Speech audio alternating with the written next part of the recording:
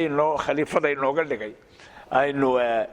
aynu u maamuli lahayn ilaahay baa khaliifa inagu dhigay waxa laynagu xisaabin doonaa waxa weeye ummad ahaan iyo shakhsiba waxa alla waxa nicmo ilaahay ku siiyey oo basharka ilaa inaga laynaga tagay marka adeegto dawladihii bani aadamka soo maray waxa ugu fiicnaa ugu caadilsana ugu fiicnaa dawladii nabi maxamed kaleey salaatu wasalaam waxa lagu hagay 23 sano oo waxyi lagu hagayo oo inta in leeg haday diiradiisu ka baydhay isba bashar buu ahaa laakiin bashar ilaahay karaameeyuha inta in leeg haduu ka baydhay la leeyahay ma aha sidaa leh qulta miran watayna quraan ku aragno illa toosinayo marmar la canaananayo innagana maamulkeeni iyo waxbarashadeeni iyo horumarkeeni iyo intii laynaga tagay amaanadii laynoo dhiibay imaka hadda kitaabkii kuma wada xukunno waa garaad bashar limitation isku leeyahay oo khalad oo dhan bashar baynu una waxa u badantay taraala narar waxyaabuna qaarkoodna tijaabooyin bani aadamku sameeyeen isku raacnay inay fiican yihiin for the time being waa waqti uun maaha run saxa oo always mar walba joogta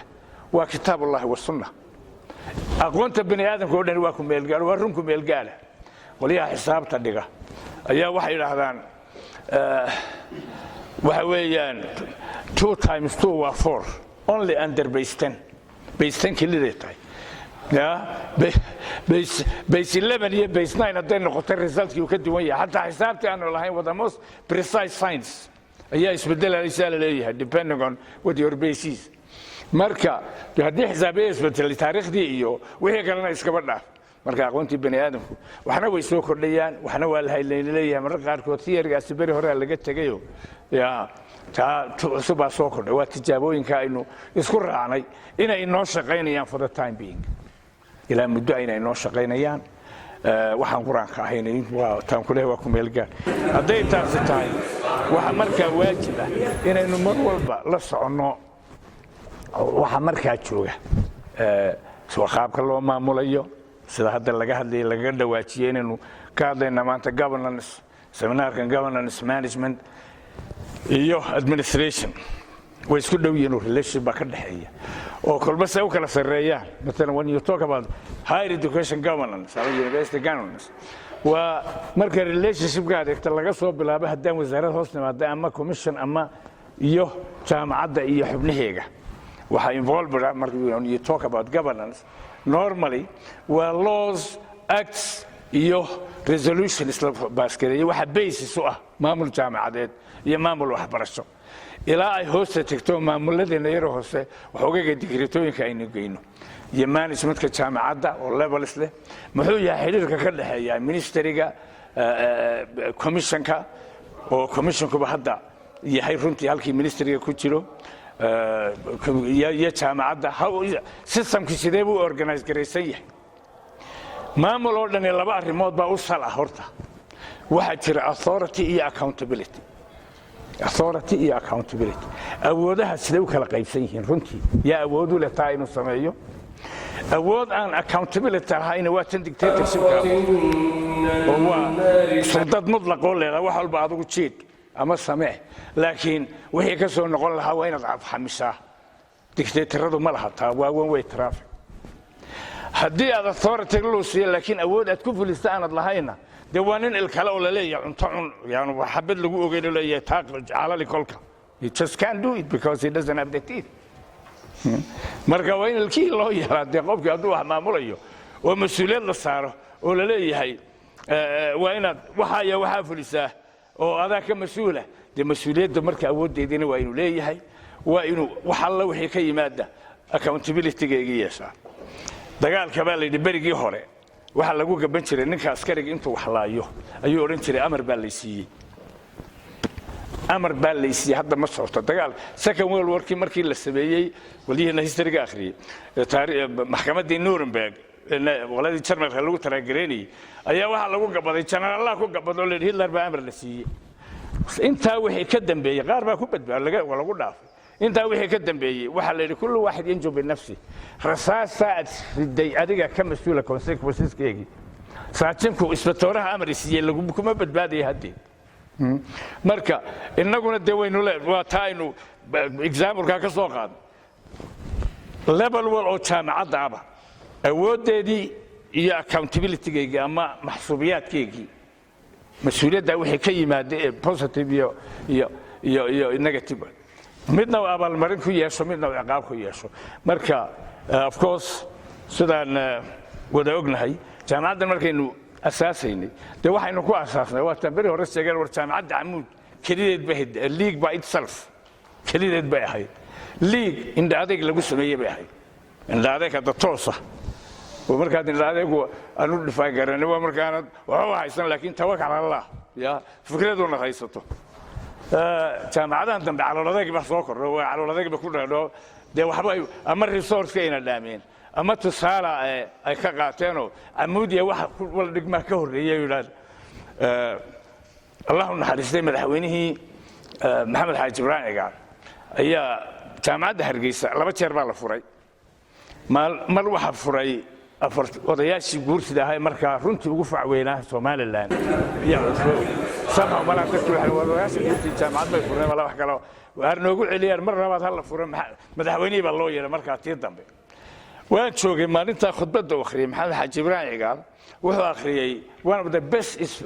yani khudbadaha ugu fiican ee waxbarasho laga hadlo especially taariikhda somalilan waxbarashadeedii sidii loo asaasay raggii asaasay hirgeliyey asaasku maaha fikradaad keento waa markaad establishment raggii hirgeliyey maxamuud axmed cali iyo tiimkii yuusuf xaaji aadan iyo la socooyey kuwii ka dambeeyey yuusuf raggii magacyada badan lahaa buu si fiican u akhriyey markuu dhammeeyey laba arrin baa fayna yaa xogay yaa isha soo jiito mid raggaa uu tiimka u qaybiyey oo laba saddex iswada daba jooga nimban dhin ka daba imanayay ayaa afartii ugu dambeeyey ayuu afartii qof buu ka dhigay 3 macallimiintaydiya iyo aniga ayuu ka dhigay marka dadkiiba aad u qosto waxa la fartaan lagu soo dabaqay wanigan war salaam daabu inoo qarinayay iska hadlay waa ka raggaasu la mid yahay yuusuf cali sheekh madani allahu naxariistay xuseen kaan allahu naxariistay xasan migaag samatiri allahu naxariistay oo ciidankaas ugu daray dadkii ma iga waaweynaa markaa oo dee la yaqaano caam Soomaaliland ka ahaa anu barigan dambuun mooyee inta hore dee waxay ahaayeen arday baa lahayd markii sharaabka la cabayay madaxweyne allahu naxariistay waxa la dee malaha dhiradan u baastir waa oday yar oo 60kii ka hadhay khudbadaad u dhigan xafladaada away time-ka yar away iska dhameeyay way ma waxba dhib ma lahay inta min badan way hadhowan hayaa waxa markii dambe la yiri ayaa ma oday 60kii hadhay ma adu daabku maad gelin dadaalba ku gashay yiri adu qodobkan u socdaa waxa weeye jaamacadda hargeysa maalinta la furo buu yiri reer hargeyso haddii aad jaamacad baa la furay oo isaga jeedaano ama meel kale uga jeedaan bahasha iska daayeen radon laha haddaad se jaamacad dhab ah samaynaysaan oo kontagiskeena dee waa la kala horreeyay camuud baa 3 sano la griflaynaysay bal horta soo weydiiyo dhibtay kala kulmeen bilowgeedii iyo waxay resource haysteen iyo see wax u maareeyeen bal qaladaadka 3 sano iyo wixii faa'iido la helay soo iyaga u tago soo weydiiyo maalinta ku xigay wayna la joogeen walba inooga warramataa iyo taa waa taan idin sheegay waa calooladeygii la wax haysataa ciidaad wax kaga deeto laakiin taa camideed hore hadda calooladeygii waa la soo dhaafo inaga maanta halkaan maraynaa jaamacado fara badan baa jira tartanna waa jira cooperation wuu jira marka waxaynu insha Allah waqti cusub baynu galnay waa taan hadeer lahaa oo camuudi hore camuudi dambe aanu galnay waa dad waliba intaan ugu aan joogay in ka badan insha Allah joogi doona hadii Ilaahay yiraahdo laana waan arkayaa wixii cirada waa daayir baadulatiin haddana aqoon-yahana jaamacadii بعد الله مستقبل كذي قعنتين إنتين اللي إن لهم بكتيرايو إذا كان مغانينتا مركا إن وحي ويكنس السنة ولا وقتنا لها واحد بدلنا ويقبلنا واحد بدلنا وينوهلي مستيكس كنيت كفا إذا ستان لأنه بني آدم كدان وكفا إذا سن مستيكس هي قلادات كسبية وأنا قفك متعلم فيها قفك كلام كول حياة وحوي markaad qalad samayso waa ina cashir ku noqotaa aanad mar dambe ku celin marka systemkeena gudaha communicationskiisa meelahaynu ka gaabinay waxaynu taa ku saxayno a new page for Amud University inaad dib u eegtaan dhowr iyo 20 sano aynu sidaa u wadnay oynu haddana dhowr 20 sano soo socdo road map fog u jeexdaan oo maamul oo aan halkaan lagu daynin laakiin kolba wax lagu darayo aad iyo aad baad u mahadsantihiin raggii soo qabanqaabiyey gudoomiye xigeenka iyo ragga kaleba dooxeenka waxbarashada waxaan idin rajaynayaa inaad casharro fiican ka wanaagtaan I'll be very grateful also for Dr. Aso who is dhinac walba qodaya he's doing so many different things that are all essential for university operations we're indebted to him and we thank you very much for your contributions and we hope you'll stay a little bit more at Amud University marka waan idin rajaynayaa seminaarkiina waa inoo furan yahay subax wanaagsan marka hore farxad weyn bay noo tahay inaynu saaka halkan afarta maalmood ee soo socota oo maanta ka bilaabma aynu isla eegi doono topiga laga dhawaajiyo afar shay uu ka koobnaan doona hadii la haydmo afartaas shay oo ah governance management administration iyo budgeting afartaas aan isla eegi doonaa facilitators waxay noqon doonaan afar qof hadii la haydmo aniga iyo Dr. Oso isku qayb aanu nahay oo qaybta hore ayaa wadaagi doona hadii la haydmo oo ah governance iyo management iyo administration qaybta budgeting kana waxay noo fududeyn doona hadii la haydmo Morfin iyo Cabdirashiid waxa workshop-kan ka qayb qaadanaya 34 xafiis ee jaamacadda Amuud ay ka kooban tahay iyo 15 xubnood oo ah associate deans ku xigeenada dhiimanka kulliyadaha 49 kaas saaka 6 dhiin bay naga maqan oo cudurdaar ku maqan oo insha Allah biri nagu soo beeri doona hadii la haydmo halkoodiina waxa jeedin doona waxa weey wixii looga reportka looga baahnaa associate deanski sidaas inoogu socon doona waa afar maalmood insha Allah maalinta u dambaysa waa la soo xiri doona la soo gabagabeyn doona waxaan rajaynayaa in aad looga faa'iideysan doono oo ujeedada laga leeyahay workshop-kan waxa weeye sidaynu iskula jaan qaadi lahayn bal in isla fahmno governance-ka ayaa ka tirsan jaamacadda Amuud waa ay xubnaha ka tirsan governance-ka management-ka ayaa ka tirsan administration-kana ayaa ka tirsan budget-ka sidee loo sameeyaa iyadana oo examples in la idinka siiyo oo la idin tuso practical examples hadi waxa weeye waan isbedeli doonaa insha Allah iyo maanta iyo birigelinka hore dhiimanka jeedin doona iyo directorska xafiisyada ayaa waxay jeedin doonaa saddexdii su'aalood ee la soo weydiiyay oo ah line of communication line of reporting iyo chain of command ayaa laga rabaa waa saddex division baan inuu qaybsanaa 34 xafiis divisionka academic affairs-ka waxbarashada iyo divisionka admin and finance-ka iyo divisionka waxa way public relations and student affairs bal in aad iskarataan baan doonaynaa meeshan 34 xafiis walba halku hoos tago imisa xafiis baa hoos taga waxa weeye 34 22 xafiis waxay hoos tagaan waxbarashada academic affairs-ka hoos tagaan 6 xafiisna waxay hoos tagaan admin and finance 6 xafiisna waxay hoos tagaan ma 5 xafiis baa hoos tagaan 7 xafiisna waxay hoos tagaan waxa weeye student affairs and public relations kay hoos tagaan waa kuwa markaa jaamacadda waa in iyagu is aqoonsadaan jaamacadda inteeda kalena ay aqoonsataa maxaa kale aan ku baranaynaa haddii aan anigu hoos tago division-kan si leenkeen u maraya markay baahi ilaymanka kalena waad hoos tagtaa oo midna adigoo ah dhiinka ama hormuudka kulliyadan oo line-kaagii u yahay midna registrarka ama principalka academic affairs-ka gudoomiyaha oo halka yahay ayada admin and finance-ka uga baahanaysaa agab uga baahanaysaa ama maaliyad ayada uga baahanaysaa sideen ula xidhiidhaya halkeen u maraya waa in la garan karo weey marka waxa weeyaan hadalkaydu ku dheereyn insha Allah waan si degdeg ah inuu furan doonaa intaasaan kaga baxaya waxaan ku soo dhaweyn also oo introduction ka yar bixin doona.